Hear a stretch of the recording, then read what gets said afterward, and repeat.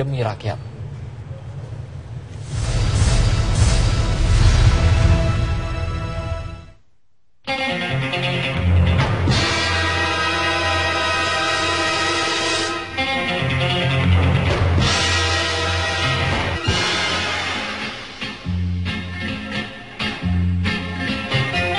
Sebar-sebar kabar tak sedap. Sejumlah pihak tak bertanggung jawab seolah ingin membuat rakyat resah. Menjelang pelantikan presiden dan wakil presiden berembus isu menakutkan, mulai dari ancaman keamanan hingga upaya penjegalan pemerintahan. Peta kekuatan di pemerintahan dan parlemen yang berseberangan diduga menjadi pemicunya. Koalisi Merah Putih yang menguasai parlemen, sementara Koalisi Indonesia Hebat yang memegang pemerintahan. Padahal, kondisi ini justru bisa membawa dampak baik bagi demokrasi. Pemerintah dan parlemen seharusnya saling berlomba untuk bekerja sebaik mungkin demi rakyat. Jangan gara-gara DPR dikuasai kelompok A, pemerintahan dikuasai kelompok B, kita menganggapnya sebagai sesuatu yang negatif. Seakan-akan pemerintahan terbelah. Enggak, justru ini bagus. Jadi DPR akan bekerja lebih efektif sebagai pengawas, pengontrol, pengimbang terhadap pemerintahan, dan pemerintah pun akan, ya kan, lebih efektif juga untuk membangun kepentingan rakyat. Jadi nanti para politisi kita ini akan berlomba-lomba menarik simpati rakyat dengan cara memenuhi apa kepentingan rakyat melalui kerja pemerintahan oleh pemerintah, kerja parlemen ya oleh lembaga perwakilan rakyat.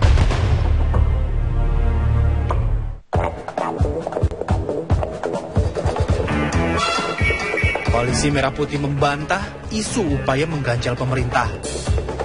Sebaliknya, DPR akan menjadi kekuatan penyeimbang bagi pemerintah. Tidak benar, dan hal ini malah membuat ketegangan di antara Koalisi Merah Putih sama Koalisi Indonesia Hebat yang pada akhirnya bermuara membuat masyarakat menjadi antipati terhadap Koalisi Merah Putih.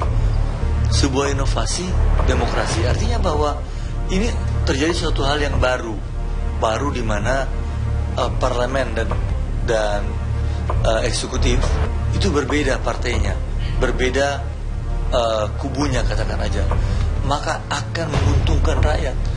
Di legislatif itu kan akan terjadi check and balance terhadap persoalan-persoalan di eksekutif. Saya kira ya bagus saja, ya pemerintah berjalan, kemudian dikritisi oleh DPR, ya kemudian dan itu bagus. Saya menganjurkan dalam setiap rapat kerja atau rapat dengar pendapat jangan ada lagi rapat tertutup, biar terbuka, disorot, direkam oleh media, didengar siapa yang paling pro rakyat. Bagus dong, tidak usah terlalu sentris.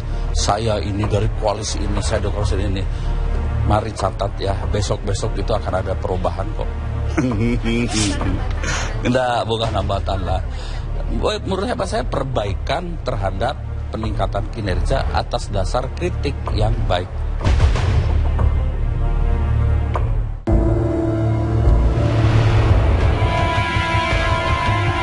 Panasnya suhu politik belakangan ini bahkan menyentuh isu pemakzulan atau impeachment. Padahal pemakzulan tidaklah semudah membalik telapak tangan. Itu ada aturannya, tidak mudah. Mengadakan perubahan undang-undang dasar sulit sekali menurut pasal 37 undang-undang dasar. Ya. Nah, untuk impeachment itu jauh lebih sulit dibandingkan dengan perubahan undang-undang dasar. Maka jangan setiap kali ada perbedaan pendapat langsung dikaitkan dengan impeachment. Tidak. Ini nambah kisruh, nambah bingung rakyat saja.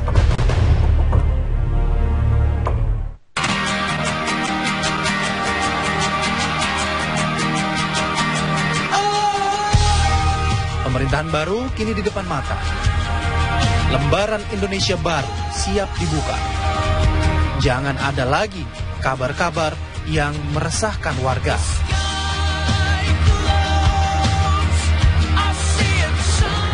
Jangan melempar hal-hal yang menyebabkan masyarakat resah. Masyarakat sekarang sudah tenang. Masyarakat sekarang sudah pada posisi bekerja. Seperti yang sering saya sampaikan, yang mahasiswa sudah kuliah-kuliah, yang sekolah-sekolah, yang sawah ya ke sawah, yang ke laut sudah ke laut. Jangan melempar hal-hal yang meresahkan masyarakat.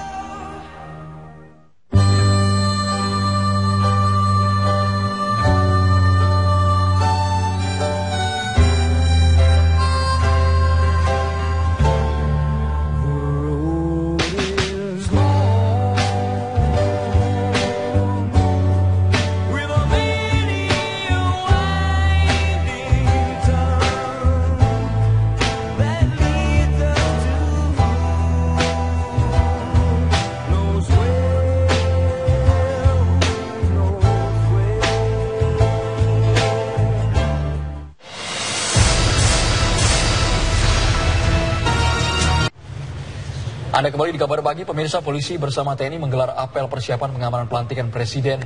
Kita akan terhubung dengan rekan kami, Cynthia Retnosari, yang sudah berada di Polda Metro Jaya. Cynthia. Menghadap gedung ROSDM, yaitu Satgas Dukung 10. Ya, Andro Ventin, sedianya tinggal 4 hari lagi menjelang pelantikan Presiden dan Wakil Presiden terpilih Joko Widodo dan juga Yusuf Kala yang tentunya akan digelar pada tanggal 20 Oktober mendatang. Dan seperti yang Anda lihat di layar kaca Anda saat ini, Kepolisian Republik Indonesia menggelar upacara atau apel kesiapan pengamanan Presiden yang digelar di lapangan lalu lintas Polda Metro Jaya, tempat di mana saya melaporkan saat ini. Tentunya ada ribuan personil aparat kepolisian gabungan dari Polda Metro Jaya dan juga TNI, di mana ada sekitar 12 polda daerah yang datang untuk ikut mengamankan pelantikan Presiden. Sekitar 2.100 personil aparat kepolisian yang datang dari ke 12 polda tersebut. Hingga saat ini, seperti yang Anda lihat layar kaca Anda, aparat kepolisian sedang bersiap-siap untuk melakukan apel atau upacara kesiapan yang akan dimulai pada pukul 8 nanti, di mana yang akan menjadi inspektur upacara adalah Kapolda Metro Jaya Unggung Cahyono. Dan tentunya pengamanan pelantikan Presiden dan Wakil Presiden ini dinamakan Operasi Mantap Bratajaya 2014. Selain dari 2.100 personil dari 12 polda dari daerah tersebut, ada juga dari Satgas Polda Metro.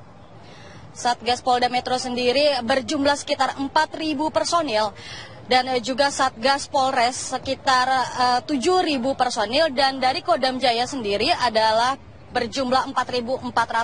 Jika ditotalkan, adanya penjagaan atau pengamanan untuk pelantikan Presiden dan Wakil Presiden pada hari Senin mendatang nantinya akan diamankan sebanyak 24.815 personil. Tentunya pengamanan ini sendiri akan terbagi menjadi 4 ring, di mana ring pertama nantinya akan dijaga oleh pasukan pengamanan Presiden atau Pas Pampres yang berada di dalam gedung DPR. Kemudian di ring 2 berada di halaman depan gedung DPR, dan ring ketiga ada di pos pengamanan depan gedung DPR, dan ring keempat berada di beberapa wilayah atau beberapa meter atau beberapa kilometer dari gedung DPR.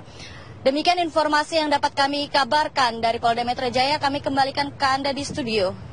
Cynthia Retnosari, terima kasih untuk laporannya. Mudah-mudahan acara berjalan lancar, begitu ya. Simulasi dan juga mekanisme pengamanan nanti benar-benar bisa membuat acara menjadi tertib. Gitu. Iya, Kabar Pagi kami lanjutkan kembali. Indonesia menjadi tamu kehormatan pada pameran buku terbesar dunia di Frankfurt.